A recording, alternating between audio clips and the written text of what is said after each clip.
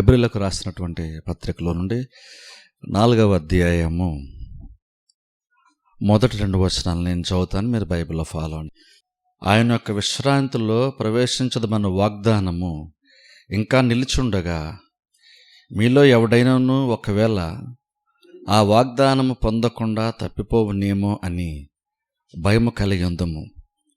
వారికి ప్రకటింపబడినట్లు మనకును సువార్త ప్రకటింపబడిను గాని, వారు వినిన వారితో విశ్వాసము గలవారే కలిసి ఉండలేదు గనుక విన్న వాక్యము వారికి నిష్ప్రయోజనమైనదాయను. ఇక్కడ అపోస్తలుడైనటువంటి పౌలు ఈ యొక్క ఇజ్రాయెల్ ప్రజలను గురించి మాట్లాడుతూ వాళ్ళ యొక్క చరిత్ర ద్వారా మనకు నేర్చుకోవాల్సినటువంటి కొన్ని విషయాల గురించి ఇక్కడ పౌలు ఇక్కడ రాస్తూ చెప్తున్నాడు. ఇప్పుడు చూడండి, ఇజ్రాయెల్ ప్రజల యొక్క చరిత్ర ఖచ్చితంగా మనందరూ కూడా సరైనటువంటి సూటబుల్ అయినటువంటి ఒక ఎగ్జాంపుల్. మనకి ఇజ్రాయెల్ ప్రజల యొక్క జీవితం అనేటువంటిది వాళ్ళు కొన్ని వేల సంవత్సరాల క్రితం జీవించినప్పటికీ కూడా ఇంకను దేవుడు మారడు, ఆత్మీయ స్థితి అనేటువంటిది, దేవుని రాజ్య సంబంధమైన కార్యాలు మారవు. కాబట్టి ఆ రోజు దేవుడు ఎలా పనిచేస్తాడు, ఈరోజు కూడా దేవుడు అలాగున్నే పనిచేస్తాడు. ఇప్పుడు అందుకని ఇక్కడ పౌలు చెప్తున్న మాట ఏంటంటే, ఎప్పుడో జీవించినటువంటి ఇజ్రాయెల్ ప్రజల గురించి మాట్లాడుతున్నాడు, యూదుల గురించి మాట్లాడుతున్నాడు. అలా మాట్లాడుతూ విశ్వాసం గురించి కొన్ని విషయాలు చెప్తూ అక్కడ ఏమంటున్నాడు అంటే, చూడండి, ఒకటి అంటున్నాడు, ఒక మాట మొదటి వచనం చివరిలో అంటున్నాడు, ఆ వాగ్దానం పొందకుండా తప్పిపోవునేమో అని భయము కలిగి ఉందము. ఇప్పుడు చూడండి, అది చాలా పెద్ద మాట, చాలా బలమైనటువంటి ఒక మాట. అది వాగ్దానం ఇంకొను ఉండగానే ఒకవేళ పొందకుండా తప్పిపోతామేమో అని భయం కలిగి ఉందము. యాక్చువల్ మనకి ఇక్కడ భయం వచ్చింది, ఇంగ్లీష్ బైబిల్లో అయితే జాగ్రత్త అని వస్తుంది. వాగ్దానం ఒకవేళ పొందకుండా తప్పిపోతామేమో అని చాలా జాగ్రత్త కలిగి ఉందామన్న మాట ఉంది.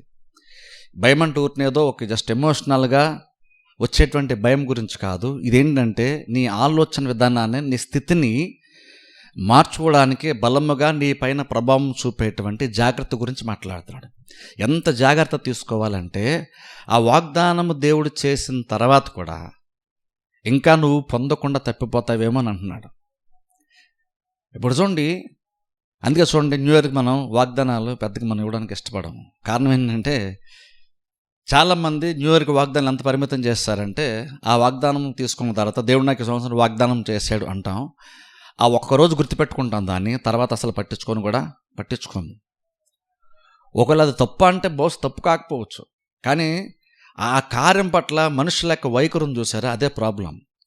ఒకవేళ నువ్వు అది తీసుకున్నా, ఒకవేళ దేవుని యొక్క మాట, దేవుని యొక్క వాగ్దానం కాబట్టి మంచిదే, దేవుని యొక్క వాగ్దానాలు అన్నీ మంచివే, బైబిల్ ఉన్నాయి.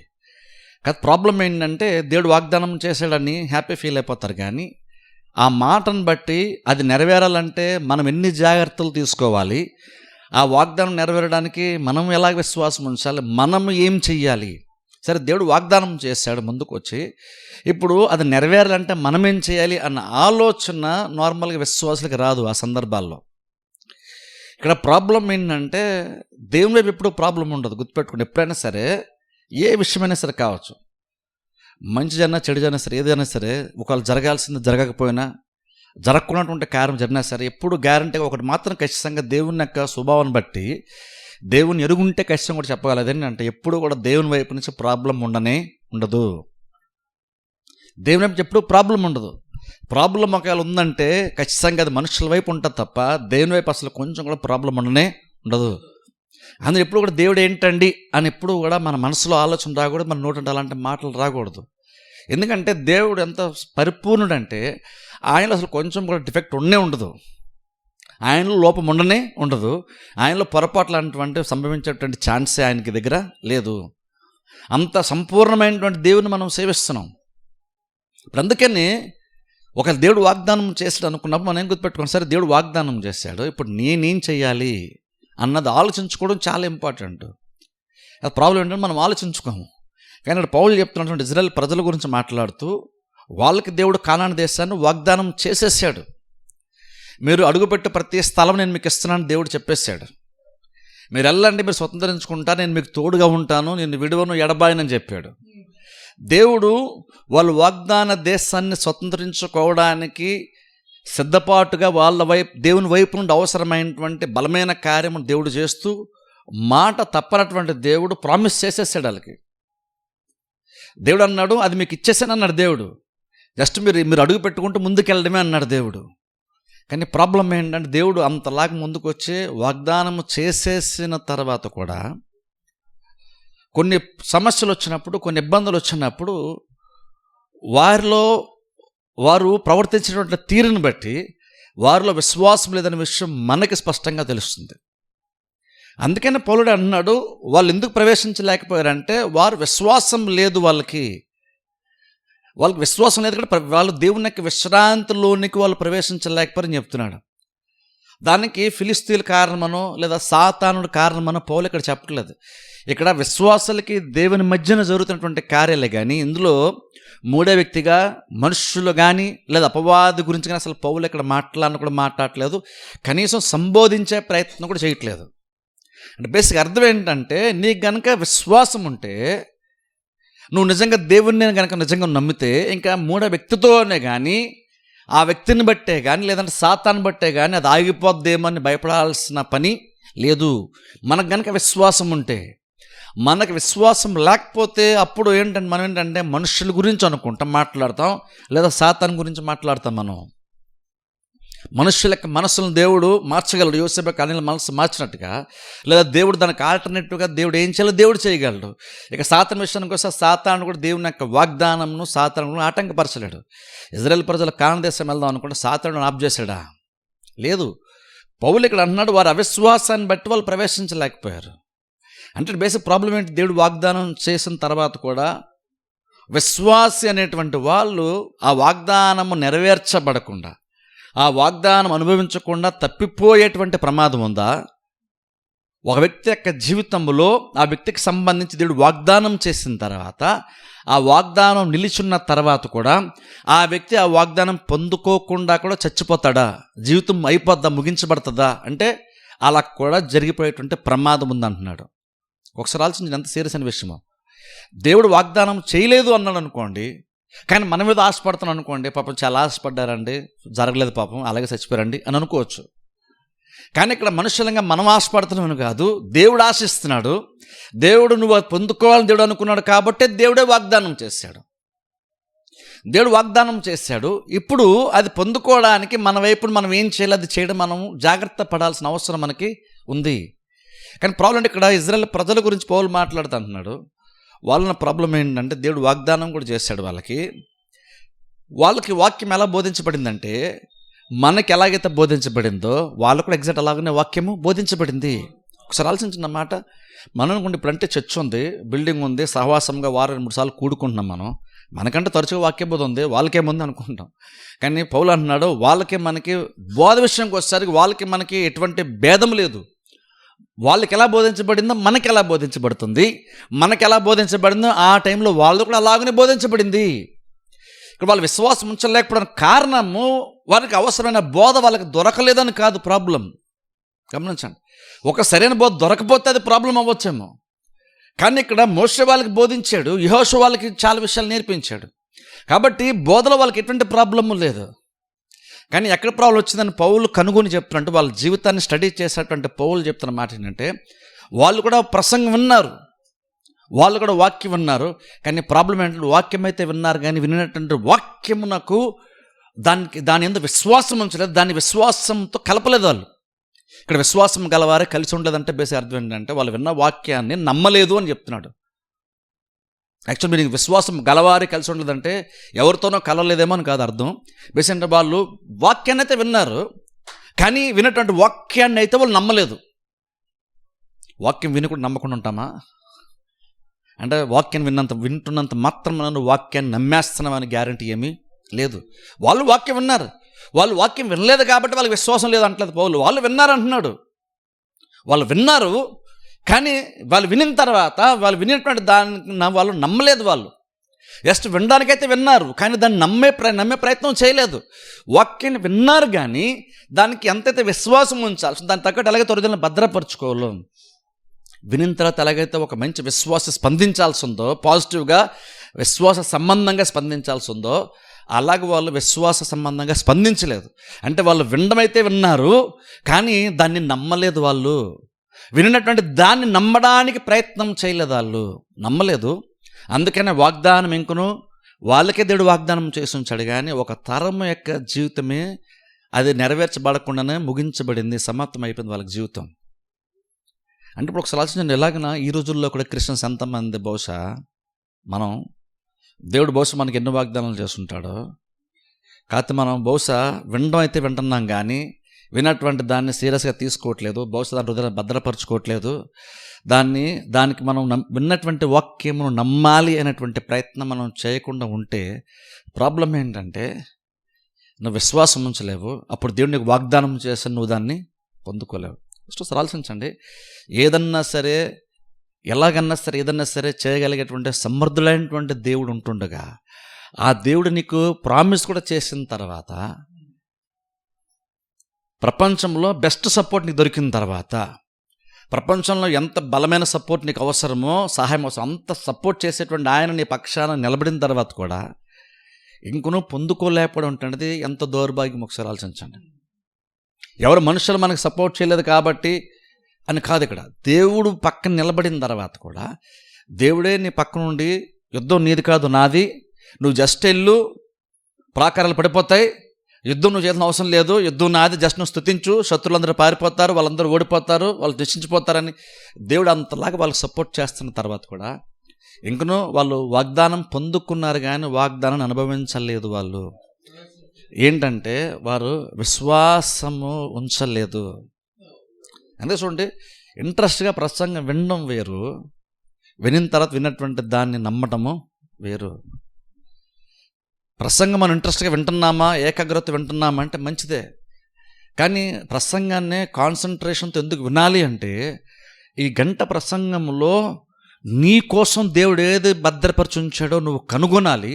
నువ్వు అది దేవుడు ఆ మాటను రిలీజ్ చేసినప్పుడు, దేవుడు ఆ మాటను బయలుపరిచినప్పుడు నువ్వు దాన్ని గుర్తించి పట్టుకోవాలి. ఎందుకంటే నమ్మాలంటే దాన్ని పట్టుకోవాలి కాబట్టి, అందుకని పట్టుకోవడం కోసం జాగ్రత్తగా వినడం చాలా ఇంపార్టెంట్.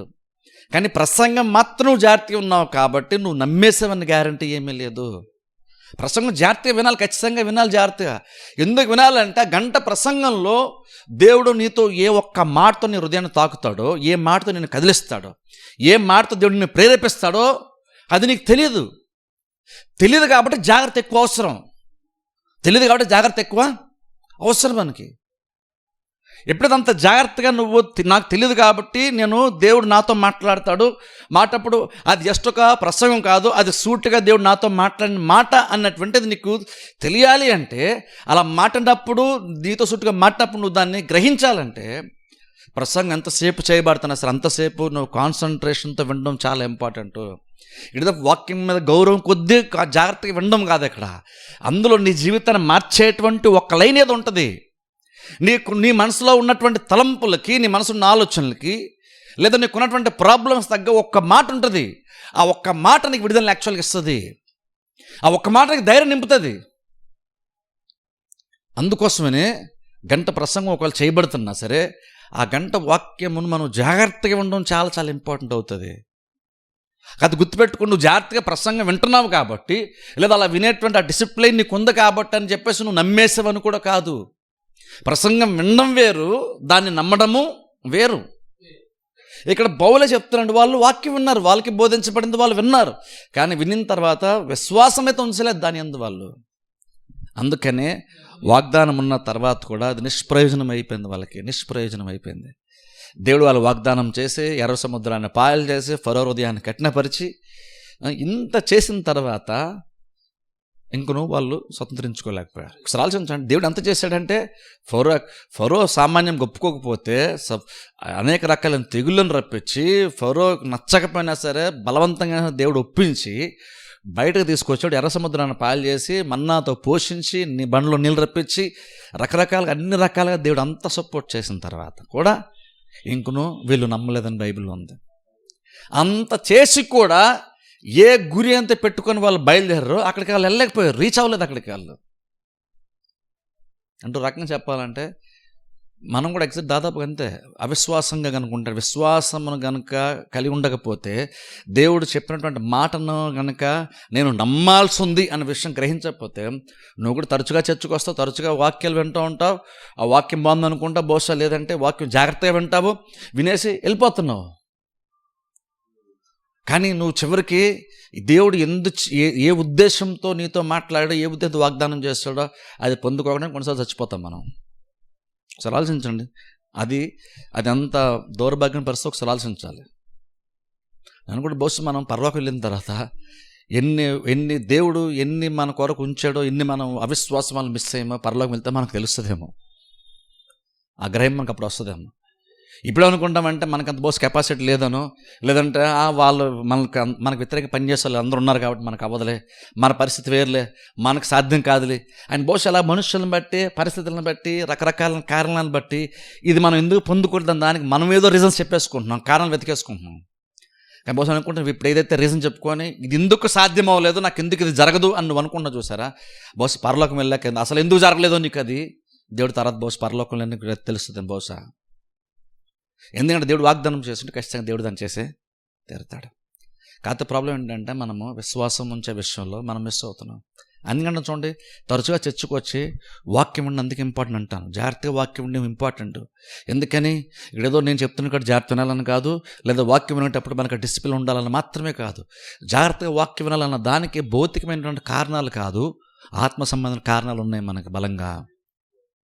ఆ కారణాలు ఆత్మీయ కారణాలు బట్టి జాగ్రత్త వాక్యం వినాలంటాం. ఎందుకంటే చూడండి, ఒక సమస్య తీరాలంటే, దేవుని యొక్క వాగ్దానం జీవితం నెరవేరాలంటే నువ్వు విశ్వాసం ఉంచడం ఖచ్చితంగా జరగాలి. విశ్వాసం ఉంచకుండా దేవుడు వాగ్దానం చేస్తే నువ్వు పొందుకోలేవు. అప్పుడు విశ్వాసం విషయం కోసం మనం ఎంత ప్రయాసపడాలో ఒకసారి ఆలోచించండి. అంటే అర్థం ఏంటంటే, ఎందుకంటే చూడండి విశ్వాసం చాలా బలమైందే, కానీ ఉన్నటువంటి విషయం, అందులో ఉన్న విషయం ఏంటి తెలుసా, నువ్వు అనుకోగానే నీకు టక్కని విశ్వాసం వచ్చేది తెలుసు. అది ప్రాబ్లం ఇక్కడ. వాక్యం బలమైందే, వాక్యము నీలో విశ్వాసాన్ని పుట్టించగలిగే అంత సామర్థ్యము, ఆ గుణము వాక్యంలో ఉంది.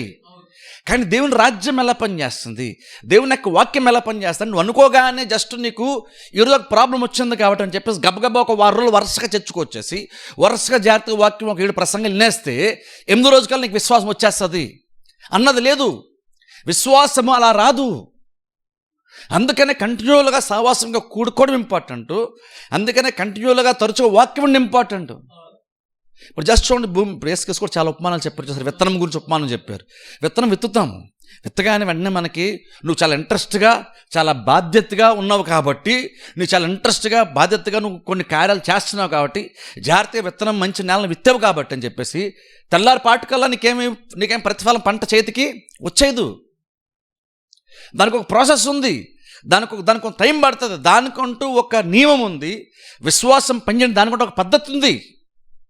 అది ఎలా పనిచేస్తుంది, నువ్వు విత్తనం విత్తావంటే రేపటికల్లా నీకు ఆ చెట్టు పెరిగిపోయి నీకు ఫలాలు వచ్చేవు.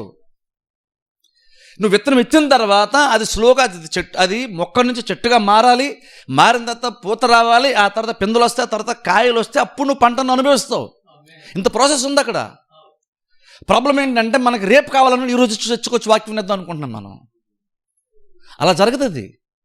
దేవుని రాజ్యం అలా పనిచేయదు. అందుకని దేవుడు తరచుగా వేరే సందర్భాలు దేవుడు ఏం చెప్తాడు, తరచుగా వాక్యం వినమని దేవుడు చెప్తాడు, తరచుగా సహవాసంగా కూడుకోండి అని చెప్తాడు, నా వాక్యం మీద మనసు పెట్టిన అంటాడు, దివారాత్రులు ధ్యానించని దేవుడు చెప్తాడు. ఇవన్నీ ఎందుకంటే నువ్వు ఎప్పటికప్పుడే నువ్వు రెడీగా ఉన్నావు అనుకో, నీకు అవసరమైనప్పుడు ఫాస్ట్గా నీకు పంట చేతికి వచ్చేస్తుంది. ప్రాబ్లం ఏంటంటే విశ్వాసంలో ఎదగాలంటే నువ్వు ఎంత ప్రార్థన చేసినా నువ్వు అనుకోగానే టక్కని వెదిగేవు. ఎగ్జాంపుల్ చెప్తాను, యేసుక్రీస్తు ఉన్నారు. యేసుక్రీస్తుకి ఆయన 3.5 సంవత్సరాల పరిచయ కాలంలో విశ్వాసంలో అయితే ఆయన డోకనే లేదు, మనకు తెలిసే విషయం. ఆయన దెయ్యాలను వెళ్ళగొట్టాడు, అద్భుతాలు చేశాడు, ఏదన్నా సరే ఆయన చేయగల సామర్థ్యం ఆయనకు ఉంది. ఎందుకంటే ఆయనకు అంత విశ్వాసం ఉంది క్రీస్తుకి. నేను ప్రార్థన చేస్తే తండ్రి నా ప్రార్థనలకు ఇస్తాడు, తండ్రి ఎల్లప్పుడూ నా మనవి వినుచున్నదని స్తోత్రాలు అన్నారు. యేసుక్రీస్తులో అంత విశ్వాసం బలంగా పనిచేసింది. మనం ఇప్పుడు చూడండి, అంత బలంగా నిండు విశ్వాసంతో క్రీస్తు ఎప్పుడు కూడా కంటిన్యూలుగా అదే లెవెల్లో మెయింటైన్ అవుతూ జీవించారు 3.5 సంవత్సరాలు. ఎక్కడ కూడా క్రీస్తు ప్రాబ్లమ్స్ వచ్చినప్పుడు విశ్వాసములు బలహీనమైపోయి అంత బాగున్నప్పుడు మరలా విశ్వాసం కొంచెం బలంగా అలా లేరు. క్రీస్తు ఏ స్టాండర్డ్లో ఏ స్థాయిలో బ్రతికారంటే ఆయన ఇప్పుడు కంటిన్యూల్గా ఒకే రేంజ్లో ఒకే స్థాయిలో ఒకే లెవెల్లో ఆయన బ్రతుకుతా వచ్చారు. ఆయన అంత విశ్వాసం బ్రతిన ఆయన కూడా ఒక అంజూరపు చెట్టును చూసి చెప్పించిన తర్వాత అది 24 గంటలు పట్టింది బయటకు కనపడడానికి. అంత విశ్వాసం ఉన్న తర్వాత కూడా చెట్టును చెప్పించిన తర్వాత కూడా 24 గంటలు పట్టింది టైము బయటకు కనబడడానికి, ప్రతిఫలం కళ్ళారా చూడడానికి. అంత విశ్వాసం ఉన్న తర్వాత నిండు విశ్వాసం చెప్తున్నా. అంటే విశ్వాసం అంటే ఎంత ఉండాలో, ఎంత ఉంటే నిజంగా బలమైన విశ్వాసము, ఎంత ఉంటే నువ్వు చెప్పింది జరిగిపోద్దు, ఎంత ఉంటే నువ్వు పర్వతాన్ని చూసి అయితే సముద్రంలో పడవేయబడమంటే పడిపోద్దు. అంత విశ్వాసంతో క్రీస్తున్న తర్వాత కూడా ఆయన చెప్పించిన తర్వాత వెంటనే అది బయటకు కనబడలేదు. 24 గంటలు టైం పట్టింది. అంటే డిలే అయిందా? డిలే కాదు. ఆ ప్రాసెస్ కూడా ఖచ్చితంగా కార్యం స్టార్ట్ అవుతుంది, కానీ నీకు అది వెంటనేది తెలియదు. అది నీకు బయటకు కనబడడానికి అంత టైం పట్టింది. యేసుక్రీస్తుకి సైతము ఆయనకి అంత విశ్వాసం ఉన్న తర్వాత సంగతి చెప్తున్నాను నేను. ఇప్పుడు మనకు నిజంగా క్రీస్తు అంత స్థాయిలో మనకు విశ్వాసం ఉంటుందా? ఒక నిజంగా ఉందని ఒకళ్ళు అనుకున్నా ఇంక నువ్వు అనుకుని జరగడానికి 24 గంటలు పడుతుంది నీకు చూడడానికి. అది అంత విశ్వాసం ఉంటేనే. అప్పుడు దాన్ని బట్టి ఆలోచించాలి, మనం అసలు క్రీస్తు మనకెక్కడ పోలిక. అప్పుడు అంటే అప్పుడు నువ్వు క్రీస్తులాగా అంత విశ్వాసం ఉంచలేనప్పుడు అప్పుడు నువ్వు ఇంకెంత యాక్టివ్గా తరచుగా విశ్వాసంలో ఉండడానికి తరచుగా నువ్వు వాక్యం వినాలి. తరచుగా విశ్వాసంలో బలం పొందడానికి అవసరమైనటువంటి సిద్ధపాటు జీవితం మనకు ఉండాలి, ఆలోచించాలి. ఎందుకంటే నువ్వు అనుకోగానే జరుగుతుంది. నీకు ప్రాబ్లమ్స్ వచ్చినప్పుడు సడన్గా ఇప్పుడు దేవుడు నీ ప్రార్థన ఆలకించాలనుకుని నువ్వు ప్రార్థన చేస్తుంది మాత్రాన బహుశా నీకు ప్రాబ్లమ్స్ ఉన్నాయి కాబట్టి, తీవ్రత ఉంది కాబట్టి ఇంట్రెస్ట్గా చేసేస్తావేమో. కాకపోతే ప్రాబ్లం ఏంటంటే నువ్వు చేసినందుకు మంచి విషయం మేము మెచ్చుకోవచ్చు, కానీ ప్రాబ్లం అంటే విశ్వాసం అంటే దానికి నువ్వు ఎదగాలంటే నీకు కొంత టైం ఖచ్చితంగా పడుతుంది. వాళ్ళందరూ టైం పడుతుంది అంటే ఎప్పటి నుంచి కంటిన్యూగా వాక్యం వింటూ తరచుగా వింటున్న ప్రతి వాక్యం ముందు నమ్మిక ఉంచడానికి ప్రయత్నం చేసి విశ్వాసంలో స్థిరంగా కొనసాగడానికి ప్రయత్నం చేసేటువంటి వాళ్ళు ఇంకా కొంచెం త్వరగా కార్యాలు జరుగుతాయి. అందుకని తరచుగా విశ్వాసం అంటే సడన్గా నువ్వు అనుకోగానే నీకు విశ్వాసం అవసరం పడగానే నీకు వచ్చేది విశ్వాసం. అందుకని ఏమంటానంటే అందుకే నువ్వు జాగ్రత్త పడాలంటాను. మనం జాగ్రత్త పడాలి. ఏ విషయం జాగ్రత్త పడాలంటే నువ్వు అనుకోగానే నీకు రాదు కాబట్టి నాకు అవకాశం ఉన్నప్పుడల్లా నేను చర్చికి వెళ్ళి వాక్యం ఉంటాను. ఎందుకంటే రేపు నాకేం సంభవిస్తుందో నాకు తెలియదు, ఎల్లుండి సడన్గా నాకు ఏ రోగం వస్తుందో నాకు తెలియపోవచ్చు, సడన్గా ఇంకే ప్రాబ్లమ్స్ నాకు తెలియపోవచ్చు. అప్పుడు నేను దేనిపైన దేనిపైన ఆధారపడాలి కదా. అప్పుడు నేను నమ్మకంతో విశ్వాసం దేనికి మొరపెట్టాలి కదా. అలా చేయాలంటే నాకు విశ్వాసం రెడీగా ఉండాలి కదా ఎప్పటికప్పుడే. అందుకనే నాకు ఈరోజు అన్నీ బాగున్నాయి సరే, ఇంకా ఈరోజు కూడా చర్చికి వెళ్తాను. ఎందుకంటే ఏమో రేపు తెల్లారికే నేను ఏమి వింటానో బహుశా నాకు తెలీదు. ఆ మూమెంట్లో నా విశ్వాసం కదిలిపోకుండాలంటే నా విశ్వాసం ఎంతో కొంత బలపడాలి కాబట్టి నేను ఈరోజు కూడా చర్చికి వెళ్తాను, ఈ రాత్రి కూడా చర్చికి వెళ్తాను, ఈ రాత్రి కూడా వాక్యం వింటాను, ఈ రాత్రి కూడా నా హృదయాన్ని విశ్వాసంతో బలపరుచుకుంటాను అని ఎప్పటికప్పుడు అవకాశం దొరికినప్పుడల్లా నువ్వు ఆ విశ్వాసాన్ని అంతకంతకు బలపరిచిన పనులు ఉండాలి. అలా ఉన్నప్పుడే నీకు ప్రాబ్లం వచ్చినప్పుడు బహుశా నువ్వు కొంచెం అటు కదిలినా సరే మ్యాక్సిమం విశ్వాసం ప్రయత్నం చేస్తావు. ఒకవేళ ఇంకా చిన్న లోటు ఏమైనా విశ్వాసంలో ఉంటే అప్పుడు మరలా నువ్వు కొంచెం ఎక్కువ వాక్యం వింటావు, ఆ విశ్వాసం లోటు నువ్వు తీర్చుకుంటావు, నువ్వు కొంచెం ఆ విశ్వాసాన్ని స్టాండర్డ్ మరలా నువ్వు మెయింటైన్ చేసుకుంటావు. అలా కాకుండా అసలు విశ్వాసం అసలు ఏం పట్టించుకోకుండా అసలు పెద్దగా వాక్యం దాకా అసలు జీవితంలో చోటే ఇవ్వకుండా అసలు పెద్దగా వాక్యమే వినకుండా ఒకళ్ళు విన్నా సరే విన్న దాన్ని విశ్వాసం ఉంచిన ప్రయత్నం చేయకుండా సడన్గా ఎప్పుడో ప్రాబ్లం వచ్చింది కాబట్టి అప్పుడు విశ్వాసం వచ్చేయాలంటే చెప్తున్నాను. బ్యాడ్ న్యూస్ ఏంటంటే నీకు అనుకున్న ఫాస్ట్గా టక్కని కదా విశ్వాసము అలా వచ్చేదు. దేవుని యొక్క రాజ్యం విత్తనం విశ్వాస జీవితం ఎలా పనిచేస్తుంది అంటే విత్తనంలా పనిచేస్తుంది. అది గ్రాడ్యువల్గా పెరుగుతుంది. ప్రాబ్లం అంటే నువ్వు ఎప్పుడు స్టార్ట్ చేస్తున్నదే పాయింట్ ఇక్కడ, నువ్వు ఎప్పుడు మెయింటైన్ చేస్తున్నదే పాయింట్ అక్కడ. కొన్ని సందర్భాలు మనం విశ్వాసం గురించి పెద్దగా అసలు ఆలోచన కూడా చేయం. ఏదో చర్చికి వెళ్ళాలి కాబట్టి అని చర్చికి వెళ్తున్నాం, వినాలి కాబట్టి జాగ్రత్తగా వాక్యం వింటున్నాం, వచ్చేస్తున్నాం. అని ఈరోజు నేను వాక్యం విన్నాను, ఇది నిజంగా నేను నమ్ముతున్నాను లేదని మనం ఆలోచించట్లేదు. ఇది కొంచెం నాకు నమ్మశక్యంగా లేదు కానీ ఇంకొన్ని నేను నమ్ముతాను అని నమ్మడానికి మనం ప్రయత్నాలు కూడా మనం చేయట్లేదు. మనం అసలు విశ్వాస సంబంధంగా అసలు ఆలోచన కూడా చేయట్లేదు అంటున్నాను. ఏదో వాక్యం ఉండడానికి వస్తున్నారా అంటే మీరు వస్తున్నారు, మంచిదే, నేను కాదంటలేదు, కానీ విశ్వాసం ఉన్న ప్రయత్నం చేస్తున్నారా? అది చేయకపోతే వారు వాక్యం వాళ్ళకి ప్రకటన పడింది, వాళ్ళు వాక్యాన్ని అయితే విన్నారు కానీ విశ్రాంతిలోనికి వాళ్ళైతే ప్రవేశించలేదని బైబిల్లో ఉంది. అందుకని పౌలు అంటున్నాడు, ఒకవేళ వాళ్ళలాగానే మీలో కూడా ఎవరైనా ఉంటారేమో, మీరు భయంతో జాగ్రత్తగా ఉండండి. అప్పుడు మీరు కూడా భయపడాలి. ఏంటంటే సడన్గా ఒకరి వైపు నాకు ప్రాబ్లం వస్తే ఇంకొన్ని నేను విశ్వాసం ఉంచగలనా? నువ్వు ఎవరితోనో పోల్చుకొని కాదు, లేదా నీకు నువ్వు పోల్చుకొని నాకు విశ్వాసం ఉందలే అని నీకు నువ్వు అనుకోవడం కాదు. విశ్వాసం అంటే నిన్ను సాటిస్ఫై చేయాల్సింది కాదు. విశ్వాసం అంటే దేవుణ్ణి సాటిస్ఫై చేయాలి. నీ విశ్వాసం దేవునికి తృప్తిని కలిగించాలి. అవును, నేను నిజంగా విశ్వాసమని దేవుడు అనాలి. నీ నమ్మిక చొప్పున అన్న మాట దేవుడు అనాలి. నువ్వు అనుకోవడం కాదు. నేను నమ్మాను నువ్వు అనుకోవడం కాదు. నీ విశ్వాసాన్ని పరీక్షించుకునేటప్పుడు నువ్వు ఎవరితో నీకంటే తక్కువతోనో ఎవరితోనో పోల్చుకోవద్దు. విశ్వాసం బైబిల్లో భక్తులు ఎవరైతే దేవుడు వారికి విశ్వాసాన్ని ఆమోదిస్తూ ముద్ర వేసి నీకు విశ్వాసం ఉంది, నీ విశ్వాసం బట్టి ఇది ఈ కార్యం జరుగుతుంది దేవుడు ఎవరి గురించి అయితే మాట్లాడో ఆ స్థాయిలో మనకు విశ్వాసం ఉందో లేదో ఆలోచించుకోవాలి. అంటే అర్థం ఏంటి? ఆ స్థాయిలో విశ్వాసం ప్రాక్టికల్గా మనకి ఎలా తెలుస్తుంది? ఎలా తెలుస్తుంది నిజంగా మన విశ్వాసంలో? దాదాపుగా బైబిల్ స్థాయిలో ఎప్పటికప్పుడే వింటున్నటువంటి వాక్యాన్ని బట్టి మెయింటైన్ అవుతాం లేదా మనకి ఎలా తెలుస్తుంది? ఒకసారి నువ్వు వాక్యం విన్న తర్వాత ఆ వాక్యం అంటే నీ ఆలోచన విధానాన్ని మార్చేయాలి, నువ్వు కార్యాన్ని చూసే విధానం మార్చాలి, నీ ఆలోచనని, నీ నోటి మాటని, నీ బిహేవియర్ని అది మార్చేయాలి. నువ్వు విన్నటువంటి వాక్యం అంటే అలా మార్చగలిగితే నువ్వు విశ్వాస సంబంధంగా నువ్వు మెయింటైన్ అవుతున్నట్టు అర్థం. తెలుసా? అంటే అర్థం ఏంటి? ఈరోజు వాక్యం విన్నావు, దేవుడిని ప్రతి అవసరం తీరుస్తాడని బైబిల్లో ఉందనుకో, నా మాటను విన్నావు, లేదా యెహోవా నా కాపరన్న మాటను విన్నావు, లేదంటే ఇంకా వేరేదేదో దేవుని యొక్క వాక్యం నువ్వు విన్నావు. అది విన్న తర్వాత నెక్స్ట్ టైం నుంచి నువ్వు ఆ రకంగా నువ్వు ఆలోచించడం మొదలు పెడితేనే, నువ్వు ఆ రకంగా నీ నోరు మాట్లాడుతూ ఉంటేనే నువ్వు వినేటువంటి వాక్యాన్ని విశ్వాసముతో వెళ్తున్నట్టు ముందుకి. ఇది వాక్యం వింటే ఏమన్నా యెహోవా నా కాపరి నాకులేం కలదని వింటాం, నా ప్రక్కన వేయమని పడినాను కుడి పక్కన 10,000 మంది కూలిన అపాయం నాకు రాదు. ఈ వాక్య భవిష్యత్తు వింటావు లేదా చదువుతావు, వినదా ఇంకను ఏమో ఏం చదువుతుందో నాకు తెలియట్లేదు, నా భయం వేసేస్తుంది అన్నావు అనుకో. అర్థం ఏంటంటే నువ్వు వాక్యం అయితే విన్నావు, కానీ నువ్వు దాన్ని నమ్మడం అయితే నువ్వు నమ్మలేదు. ఏదో నువ్వు నిజంగా నమ్ముంటే నువ్వు ఏదైతే విని దాని ప్రకారం నీ నోరు మాట్లాడుతుంది. అది విశ్వాస సంబంధం ఏంటంటే బిహేవియర్. అది నువ్వు వింటున్నటువంటి వాక్యం అనేటువంటిది నీ ఆలోచనని, నీ నోటి మాటను మారుస్తుందో లేదో తెలుసుకుంటే నీకు విశ్వాసం లేదు, నీకు తెలిసిపోద్ది. ఎందుకంటే నువ్వు ఒకటి నమ్మి నీ నోరు ఒకటిలాగా మాట్లాడదు. నేను తరచూ జ్ఞాపకం చేస్తాను, చూసారా? ఆ రక్తస్రావం గల స్త్రీ ఇంకొక ప్రాబ్లం ఉంది, కానీ క్రీస్తు నుంచి వినిన తర్వాత విశ్వాసంతో నమ్మింది. ఏమైతే క్రీస్తు గురించి విందో, ఆయన ఎలాగైతే స్వస్థపరచగలడో, ఆయన ఏదన్నా చేయగలడని నమ్మిందో, అది నమ్మిన తర్వాత మాట ఏమంటుంది తెలుసా? మాట ఎలా ఉంటుందో తెలుసా? అంటుంది, నేను వెళ్తాను, వీళ్ళని వస్త్రపరచగా మాత్రం ముడతాను, నేను బాగుపడతాను. ఏమో వాక్యం అయితే పాస్టర్ గారు చెప్పారు, విన్నాను, చూద్దాం ఏం జరుగుతుందో, వెళ్ళి పట్టుకుందాం. అలా అనుకోలేదు ఆమె. అంటే విశ్వాసం ఉంటే ఎలా ఉంటుందో చెప్తున్నాను. నువ్వు వినిన తర్వాత, వినిందా నువ్వు నిజంగా నమ్మేవలేదు, నీకు ఎలా తెలుసు అంటే చెప్తాను. వినిన తర్వాత నువ్వు ప్రసంగానికి అనుకూలంగానే నువ్వు ఆలోచిస్తున్నావా? ప్రసంగం అనుకూలంగా మాట్లాడుతున్నావా? వ్యతిరేకమైన పరిస్థితులు ఉంటాయి, జనసమూహం ఉన్నారు, ఆమెకు ముందుకెళ్ళడానికి కష్టం. కానీ ఇంకను ఆమె వెళ్ళగలిగింది. పట్టుకోకముందే ఆమె అంటుంది, నేను వెళ్ళి ఆయన వస్త్రపంచంగా మాత్రం ముడితే నేను బాగుపడతాను ఏమో అని కూడా అనలేదు. ఏమో అంటే అది ఖచ్చితంగా విశ్వాసమే కాదు, తెలుసా? అలాగే నా జస్ట్ ఆమె పదాలని మార్చుకునే ప్రయత్నం చేస్తుందా, మాట తీరునే మార్చుకునే ప్రయత్నం చేస్తుందంటే ఇది మాట తీరుని మాత్రం మార్చుకునే ప్రయత్నం కాదు. ఇది ఆమె హృదయం నోటితో మాట్లాడుతుంది.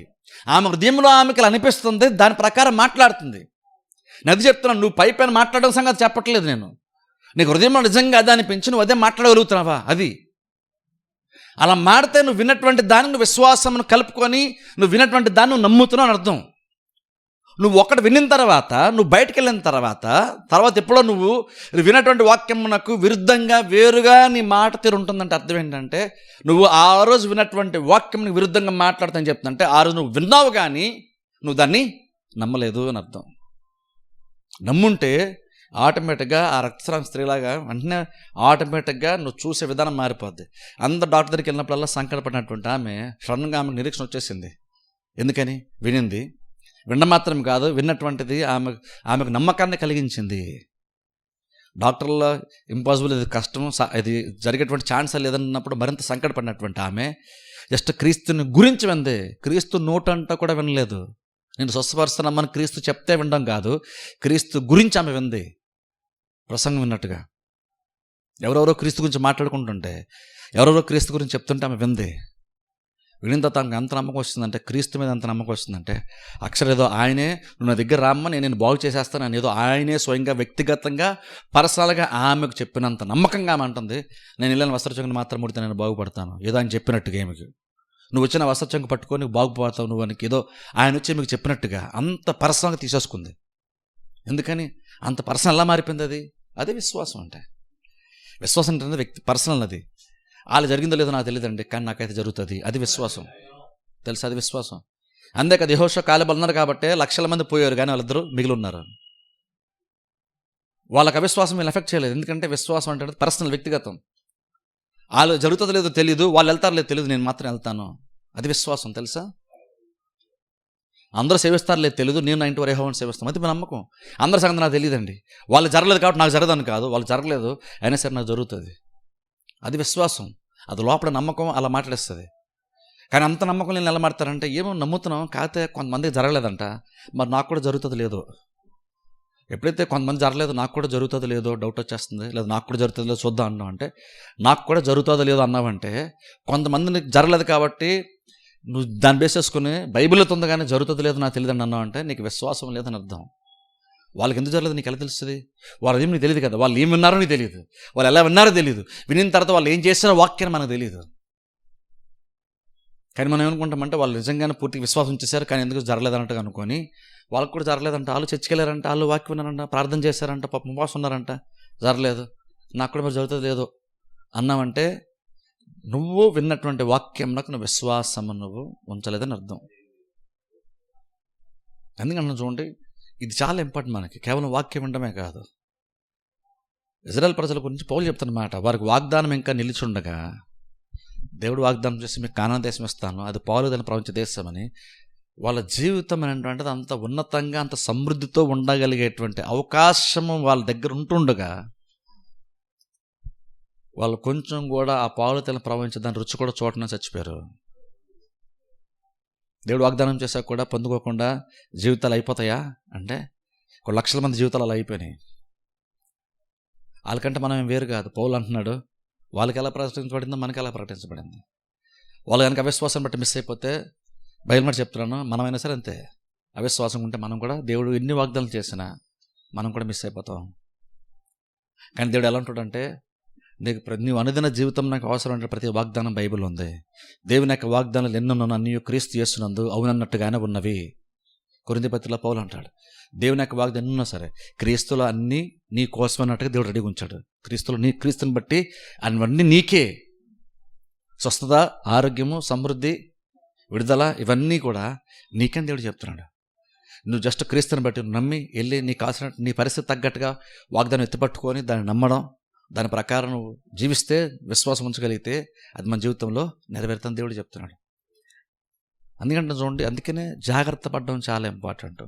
సరే మీరు ఎలా చర్చకు వస్తున్నారు, సెన్సార్గా వాక్యం వింటున్నారు డిసిప్లిన్డ్గా, కానీ ఆ తర్వాత మనం దాన్ని నమ్ముతున్నామా లేదో ఆలోచించుకోవాలి. నమ్మకపోతే వారు వినిన తర్వాత కూడా అది నిష్ప్రయోజనం అయిపోయింది. జస్ట్ ఒకసారి ఇంత కష్టపడిన తర్వాత కూడా నిష్ప్రయోజనం అయిపోద్ది అంతా కూడా. ఎందుకంటే వినిన తర్వాత, కష్టపడి వినిన తర్వాత కూడా నువ్వు దాన్ని నమ్మలేకపోతున్నావు, నమ్మడానికి నువ్వు ప్రయత్నం చేయట్లేదు.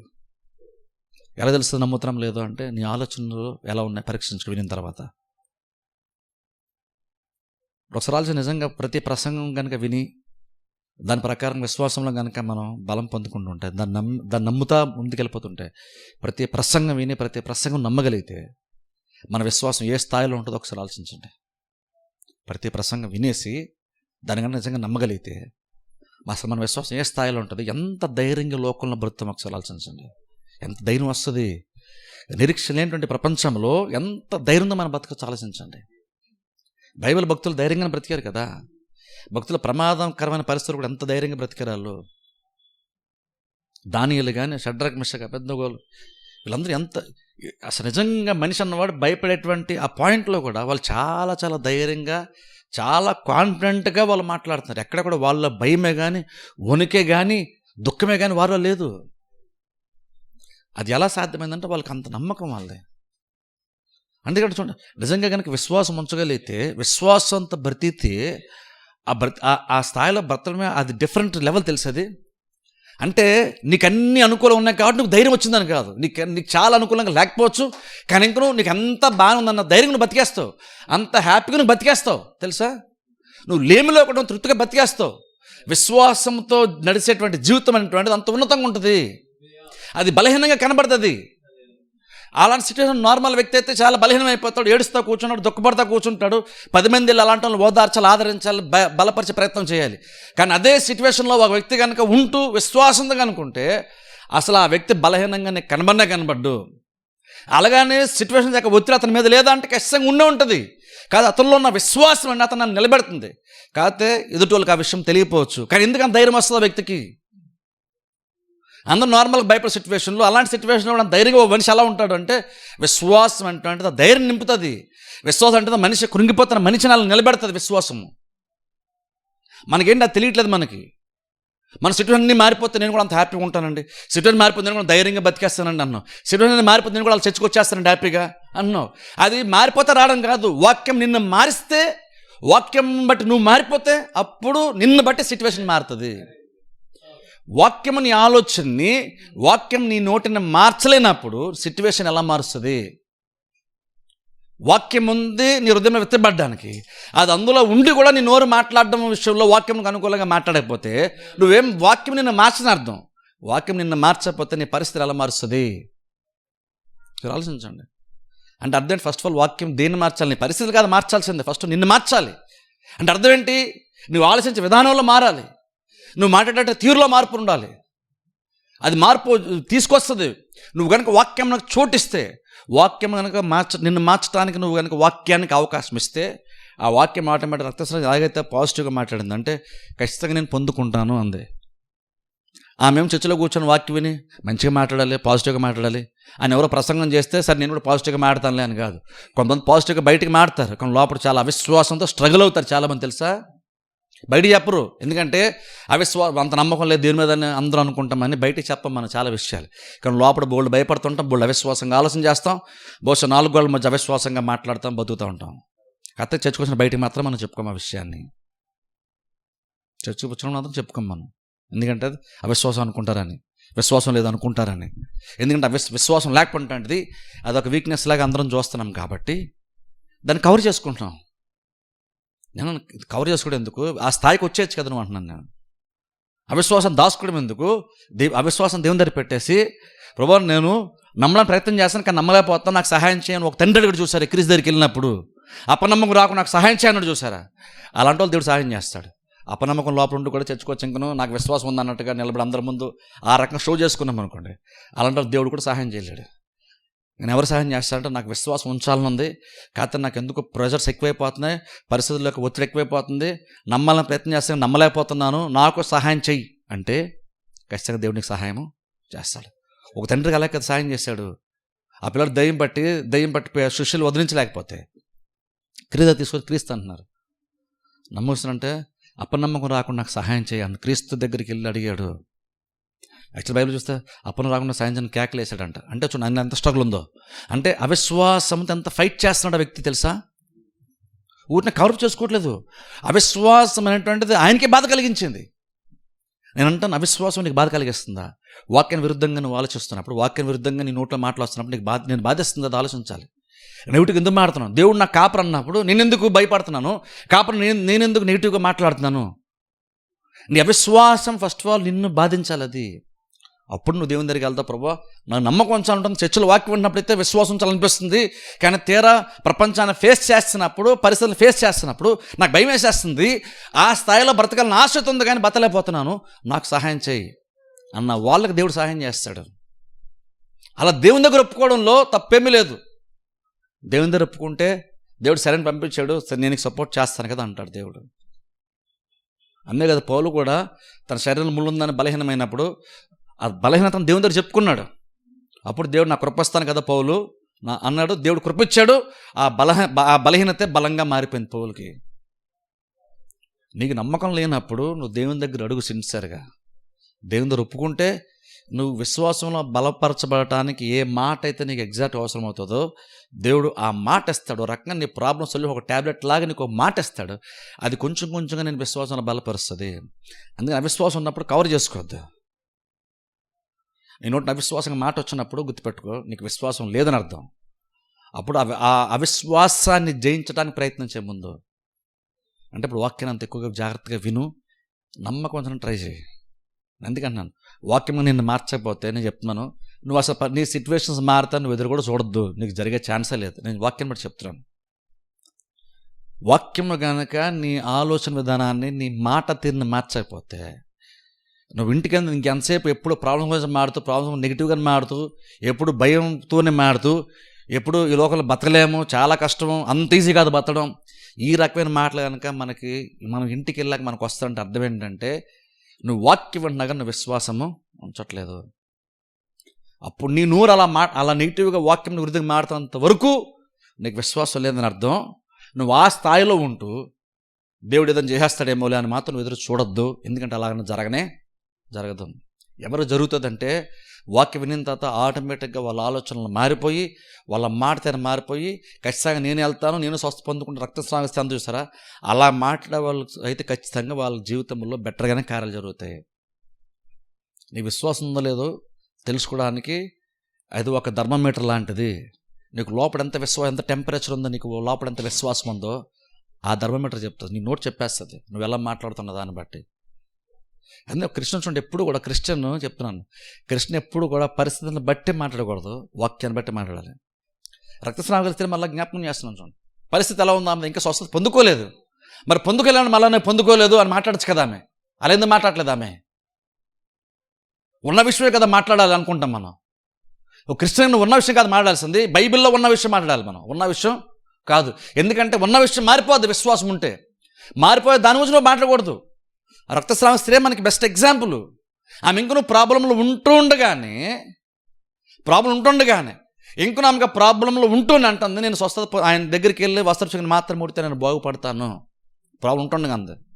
లేమిలో కూడా మనం అలా మాట్లాడగలమా? ఆ బలహీనంగా ఉన్నప్పుడు ఆయన పొందిన దెబ్బలు చేస్తే నాకు స్వస్థ వస్తుంది, నేను ఎప్పుడే బలహీనం అప్పుడే నేను బలవంతుని, ఆ మాటలు మనకు వస్తాయా? మనకు రావు. అప్పుడు రానప్పుడు విశ్వాసం ఎలా అనుకుంటాం మనం? ప్రాబ్లం ఉంటుండో కూడా ఆమె పాజిటివ్గా, నేను పాజిటివ్ అంటే మళ్ళీ భౌతికంగా అనుకోవద్దు, వాక్యానుసారంగా మాట్లాడింది అంటున్నాను నేను. పాజిటివ్ అంటే ఆమె ఏమింది, ఆయన స్వస్థపరుస్తాడని వింది, ప్రాబ్లం ఇంకా అదే ఉంది. కానీ ఆమె విని దాని ప్రకారం ఇప్పుడు ఆమె నోరు మాట్లాడుతుంది, నేను వెళ్తాను, ఆయన వస్త్రపరచంగానే మాత్రం ముడితే బాగుపడతాను. ఆమె ఏమి వింది? ఆయన స్వస్థపరుస్తాడని మాత్రమే విందామె. నేను చాలా చెప్పని చూస్తాను, మళ్ళీ చెప్తున్నా, ఆయన స్వస్థపరుస్తాడని మాత్రమే విందామె ఆ రోజున. కానీ ఆ విశ్వాసం ఆమెకేం చెప్తుందంటే, ఆమె సిచ్యువేషన్ గురించి పర్సనల్గా ఆమె విన్నటువంటి వాక్యము పర్సనల్గా ఆమెకి ఏం చెప్తుందంటే, వాక్యం ఆ మాట, నేను వెళ్ళి వస్త్రపరచంగానే ముట్టుకుంటే నేను బాగుపడతానని ఆ మాట ఆమెకు విశ్వాసం అలా పనిచేసింది. ఎవరో వస్త్రం పట్టుకుంటే బాగుపడ్డారంట కాబట్టి నేను కూడా అలా కాదు, ఆమె క్రీస్తు బాగుపరుస్తాడు, ఎవరైనా బాగు చేస్తాడు, ఏదన్నా సరే సమస్య పరిష్కరిస్తాడు అని మాత్రమే వింది. ఎందుకంటే ఇంతమంది ఎవరు కూడా వస్త్రపరచంగానే పట్టుకుని స్వస్థ పొందుకుంది లేదు బైబిల్లో. మరి ఆమెకు ఎందుకు అలా అనిపించిందంటే, విశ్వాసం అంటే అదే అంటున్నాను. విశ్వాసం అంటే ఏంటంటే నువ్వు వాక్యం వింటావు, దేవుడు చేస్తాను. అప్పుడు నీ విన్నటువంటి వాక్యం విశ్వాసం ఉంటే, ఆ విశ్వాసం నీకంటూ నువ్వేం మార్చుకోవాలి, నువ్వేం చేస్తే పొందేసుకుంటావో నీకు చెప్తుంది. నీ విశ్వాసం నీకు నువ్వే స్టెప్స్ తీసుకోవాలో, నువ్వేం చేస్తే పొందుకుంటావో నీ విశ్వాసం నీకు చెప్తుంది. విశ్వాసం ఉంటే ఆ విశ్వాసం నీకు చెప్తుంది. ఆ విశ్వాస ప్రకారంగా ఆ విశ్వాసాన్ని బట్టి నువ్వు మాట్లాడతావు, ఆ విశ్వాసాన్ని బట్టి నువ్వు కార్యాలని చేస్తావు. ఆమెకు చెప్పింది, ఆ విషయం చెప్పిందని, నేను వెళ్తాను, అంత గుంపులో కూడా నేను వెళ్ళి ఆయన వస్త్రపు చెంగును ముట్టుకుంటే నేను బాగుపడతానని ఆమెకు విశ్వాసం ఆమెకు చెప్పింది. ఆ విశ్వాసం ఆమెకు చెప్పడం వల్ల ఆమె అదే విశ్వాసం బట్టే మాట్లాడుతుంది. ఆమె ఉన్నప్పుడు ఆ విశ్వాసం ఆమె నోటిని అలా పలికించింది అంటాను నేనైతే. విశ్వాసం ఉంటే అలా పలుకుతుంది నోరు. నీకు లోపల నిజంగా విశ్వాసం ఉండే, ఇంకొన ఉన్న విషయం చెప్తున్నాను లేండి అని అందు. నాకు నమ్మకం ఉంది, కాకపోతే ఉన్న విషయం అంటే ఇంకా నేను బాగుపడలేదు కదా అనలేదు ఆమె. ఇప్పుడు నేను బాగుపడలేదు నాకు ప్రాబ్లం విషయం సంవత్సరాల తర్వాత నాకు తెలుసు. కానీ ఇప్పుడు నాకు కొత్తగా నాకేం తెలిసిందంటే, వెళ్ళని వస్త్రపరచంగానే మాత్రం ముడితే నేను బాగుపడతాను. డాక్టర్ దగ్గరికి వెళ్ళినప్పుడు సంకటపడింది, ఈయన గురించి వినిన తర్వాత, క్రీస్తు గురించి వినిన తర్వాత మాత్రం నేను బాగుపడతాను అని అనిపించింది ఆమెకు. డిఫరెన్స్ చూడండి, అదే విశ్వాసం అన్న, అదే విశ్వాసం. అప్పుడు బైబిల్లో మన అవసరం చూసేసరికి యెహోవా ఈరని బైబిల్ మనం చూస్తాం, ప్రతి ముందుగానే సిద్ధపరుస్తాడన్న మాట బైబిల్లో ఉంది. మనం చాలాసార్లు ప్రసంగాలు మనం విన్నాం, యెహోవా నా కాపరి నాకు లేమి కలగదు. నాకు జీతం ఇంక్రిమెంట్ వచ్చింది కాబట్టి, ఈ సంవత్సరం జీతం పెరిగింది కాబట్టి నాకేం లోటు ఉండదు అనలేదు దావీదు. యెహోవా నాకు కాపరి కాబట్టి నాకు లోటేమీ ఉండదు. నేను గొర్రెలు కాపరి ఉన్నా నాకు లోటు ఉండదు, నేను రాజుగా సింహాసనం ఎక్కిన తర్వాత కూడా ఇంకను ఆయన నాకు కాపరి కాబట్టి, నేను గొర్రెల మందను పోషించే రీతిలో కాపరిగా ఉన్నా, రాజుగా ఉన్నా సరే ఇంకను నన్ను పోషించేటువంటి పోషకుడు మాత్రము దేవుడే, యెహోవాయే. అందుకని నాకు ఏ లోటు ఉండదు. అలా మాడుతుంది నోరు, అలా మాడుతుంది. మన కీర్తన కూడా మనకు తెలుసు. కానీ ఎప్పుడైనా సరే లోటు ఉన్నప్పుడు, సరే మనకి ఈరోజు లోటు ఉంది కానీ ఏం లేదు, ఈరోజు అలా ఉన్నాం కానీ త్వరలో ఖచ్చితంగా ప్రతిదీ మారుతుంది, మన కాపరిగాడు మనకు కూడా ఓ టైం వస్తే ఏ లోటు మనకు ఉండదు అన్న రకంగా మన నోరు మాట్లాడుతుందా? అలా మాట్లాడగలిగితే విశ్వాసం ఉన్నట్టు. అలా మాడితే ఆమె ప్రాబ్లంలు కూడా ఆమె అలా మాట్లాడింది. ఫ్రెండ్, ఒకసారి మీరు ఆలోచించుకోండి. బలహీనంగా ఉన్నప్పుడు స్వస్థపరిచే యెహోవా నేనే అని దేవుడు చెప్పాడు, నేను కూడా బాగుపడతాను అని ఆలోచించగలుగుతున్నాం. ఆ రోగంతో ఉన్నప్పుడు, లోటులో ఉన్నప్పుడు యెహోవా ఆశీర్వాదం మనకు ఐశ్వర్యం ఇస్తుంది. నరుల కష్టం చేత ఎక్కువ కాదు బైబిల్ ఉంది కదా, నా కష్టం మీద ఏమీ లేదు, దేవుడు ఆశీర్వదిస్తే అంటున్నామా? యెహోవా నాకు కాపరిగా ఉంటే నాకు ఏ లోటు ఉండదు. అలా మాట్లాడగలుగుతున్నాం. లోటునప్పుడు అలా మాట్లాడడం, మనం సనుక్కుంటాం అందరి మీద. మనం ఎందుకు ఇంత లోట్లు ఎందుకు బతుకుతున్నాం అన్న దానికి బోల్డ్ కారణాలు చెప్పుకుంటూ అందరి మీద సనుక్కుంటూ గొడవలు ఆడుకుంటూ కూర్చుంటాం ఇంట్లో. అది కాదు, నోరు అలా కాదు మాట్లాడాల్సిందే. ఆ లోటు ఉన్నప్పుడు యెహోవా నా కాపరి అంటగా మన నోరు మాట్లాడుతున్నాం. అది విశ్వాసం. అది అలా కాకుండా ఇంక వేరే ఎలా మాట్లాడినా సరే నీ నోరు ఖచ్చితంగా నీకు విశ్వాసము లేదని అర్థం. విశ్వాసం లేదన్నప్పుడు నీ జీవితంలో కార్యం జరగనే కాదు. అప్పుడు నువ్వు 0 నుండి స్టార్ట్ చేయాలంటే అర్థం విశ్వాసం ఉంచిన ముందు ప్రయత్నం చేయి. అన్ని మారిపోవాలని గుడ్డిగా ఆశపడద్దు. అప్పుడు విశ్వాసంలో బలపడిన ప్రయత్నం చేస్తే విశ్వాసంలో మనం బలపడు. ఆ ప్రాసెస్ ఉంటుంది, ఆ ప్రాసెస్ గుండా వెళ్ళు, వాక్యం తరచుగా వినేటువంటి వాక్యానికి విశ్వాసాన్ని కలుపుకో. ఆ తర్వాత నీ నోరు మారిందనుకో, అప్పుడు గుర్తుపెట్టుకో, త్వరలో నీ సిచ్యువేషన్ కూడా మారుతుంది. అందుకనే నువ్వు మారకుండా, నువ్వు వింటున్నటువంటి వాక్యము కనుక నీ విశ్వాసం నిన్ను మార్చకపోతే నీ సిచ్యువేషన్ అది మార్చలేదు. బైబిల్ భక్తులు ఎవరైనా సరే వారి సిచ్యువేషన్ మారడానికి మునుపు వాళ్ళు మారారు. నేను బైబిల్ బోల్డ్ ఎగ్జాంపుల్ నేను చెప్పొచ్చు. హన్నా ఉంది చూడండి. ఏలి ప్రామిస్ చేశాడు, అన్నాడు, అమ్మ దేవుడిని మనం ఆలకించండి ధైర్యంగా అన్నాడు. వెళ్ళిన తర్వాత ఏడిసిందా? ఏడలేదంట. భోజనం ఎప్పుడైనా మానేసిందా? భోజనం మానేలేదు. ఇంతకుముందు తినింది, ప్రార్థన చేసింది, ఇంటికి వెళ్ళింది, మళ్ళీ ఏడిచింది, మళ్ళీ భోజనం మానేసింది, అలిగింది, ఇవన్నీ బోల్సార్లు జరిగినాయి. కానీ ఈసారి మాత్రము అలా మారలేదు ఆమె. ఈసారి ఏడవలేదు ఆమె. ఈసారి భోజనం మానేలేదు. ఎందుకని? నమ్మకం అలా మార్చేసింది. ఆమెను మార్చింది కాబట్టి తర్వాత ఆమె పరిస్థితి మారింది. అలాగా ఏదన్నా సరే మీరు బైబిల్లో 40 ఎగ్జాంపుల్స్ చెప్పచ్చు. టైం సరిపోయి మనకి. నిన్ను మార్చకుండా, నీ నోటిని మార్చకుండా, నీ ఆలోచనను మార్చకుండా, నిన్ను మార్చకుండా నీ విశ్వాసం నీ పరిస్థితిని మార్చదు. అందుకే విశ్వాసం నీ పరిస్థితి మార్చాలంటే ముందు నీ విశ్వాసం నిన్ను ఎంతవరకు మార్చింది, ఎంతవరకు నువ్వు బెటర్గా ఆలోచించగలుగుతావు, ఎంతవరకు నువ్వు వాక్యమునకు అనుకూలంగా నీ నోరు మాట్లాడడానికి మార్పు చెందుతుంది. పరిస్థితిని బట్టి కాదు, ఉన్న వీక్నెస్ని బట్టి కాదు, ఉన్న షార్ట్ కమింగ్స్ని బట్టి కాదు, ఉన్న లోట్లను బట్టి కాదు. ఉన్న విషయం లోటు గురించి కాదు మాట్లాడాల్సింది. బైబిల్లో దేవుడు ఏం చెప్పాడు? బైబిల్లో దేవుడు మన గురించి ఏం వాగ్దానం చేశాడో దాని గురించి కనుక నీ నోరు మాట్లాడుతూ ఉంటే అప్పుడు నువ్వు విశ్వాసంలో ఎదుగుతున్నావు, మెయింటైన్ అవుతున్న అర్థం. ఆ స్థాయికి నువ్వు వస్తే ఇంకొంచెం బెటర్గా జాగ్రత్తగా నువ్వు ఉండగలిగితే త్వరలో ఖచ్చితంగా నీ సిచ్యువేషన్ కూడా మారుతుంది. విత్తనం తర్వాత ఆ విత్తనం కొంచెం మొలకెత్తడం, అది మొక్కగా మారడం, తర్వాత చెట్టుగా మారడం టైం పడుతుంది. కానీ ఒకసారి చెట్టుగా మారిపోయిన తర్వాత తరచుగా ఒక సీజన్ బట్టి 6 నెలలకు ఒకసారో లేదంటే సంవత్సరానికి ఒకసారి ఫలాలు వచ్చేస్తూనే ఉంటాయి. కానీ అంతవరకు ఎదగడానికి టైం పడుతుంది. నువ్వు విత్తనం తర్వాత చెట్టుగా మారడానికి చాలా టైం పడుతుంది. కానీ ఆ స్థాయికి వెళ్ళిపోయిన తర్వాత అదంతా ఎదిగేసిన తర్వాత ఎక్కువ ఫలాలు రావడానికి సంవత్సరమే, లేదా ప్రతి 6 నెలలకు లేదా ప్రతి 3 నెలలకు. ఫస్ట్ టైం పంట రావడానికి 5 సంవత్సరాలు పట్టింది కాబట్టి మళ్ళీ ఇంకొక 5 సంవత్సరాలు పడుతుంది పంట రావడానికి, లేదా ఫలాలు రావడానికి అని కాదు, ఎదగడానికే టైం పడుతుంది. ఎదిగేసిన తర్వాత ఫలాలు రావడానికి గత సంవత్సరం వచ్చేస్తాను, టైం పీరియడ్ బట్టి వచ్చేస్తూనే ఉంటుంది.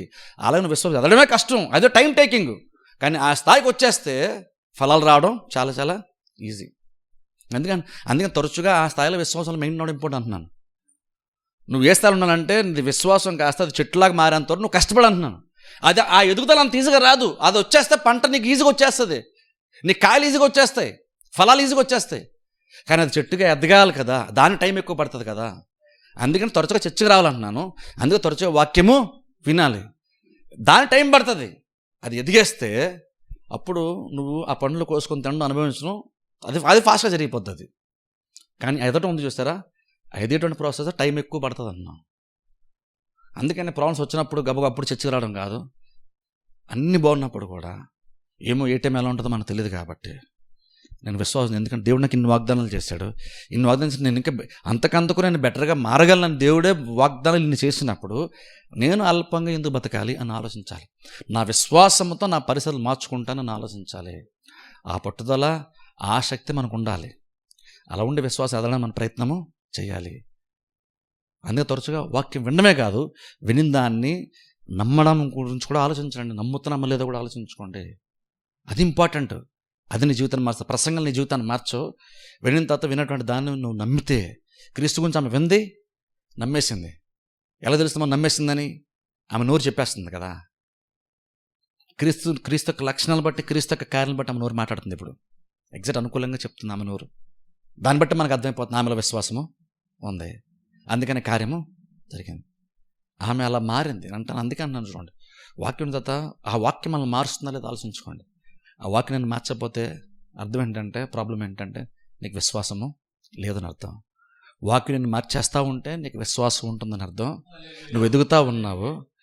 కొంచెం జాగ్రత్త కనుక నువ్వు నమ్మడానికి ఎలాగైతే జాగ్రత్త తీసుకొని భయం కలిగి ఉన్నానని పౌలు చెప్పాడు, అలా జాగ్రత్తగా ఉంటే అది నీ విశ్వాసం కాస్త ఒక చెట్టులాగా వృక్షాలు ఎదిగేస్తే తర్వాత ఫలాలు పొందుకోవడం, విశ్వాసంతో కార్యాలు పొందుకోవడం చాలా చాలా ఈజీ అవుతుంది. విశ్వాసం ఎదగడానికి కష్టపడండి. ఎదిగేస్తే ఫలాలు చాలా ఈజీగా మనకి వచ్చేస్తాయి. అందుకని వాక్యం వింటున్నా లేదో చూసుకోవద్దు.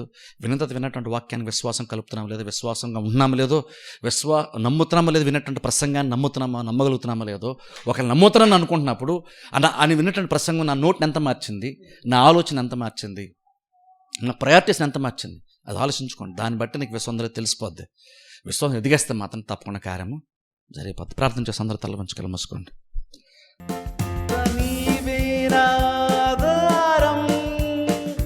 నీ ప్రేమకు